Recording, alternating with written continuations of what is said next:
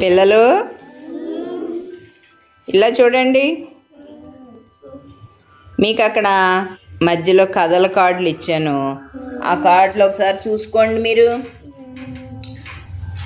అవన్నీ కథ అన్నమాట. ఆ కార్డులు ఒకదాని పక్కన ఒకటి పెడితే ఒక కథ వస్తుంది. ఆ కథ ఏంటో తర్వాత చూద్దాం. ముందు కార్డులు పక్క పక్కన పెట్టాలి. ఎవరు పెడతారు? నువ్వు పెడతావా సుభాష్? పెట్టు సుభాష్.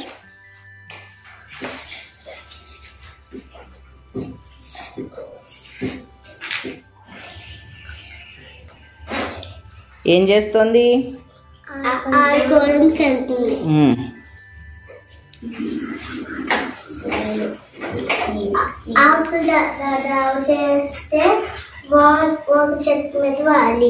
Very good.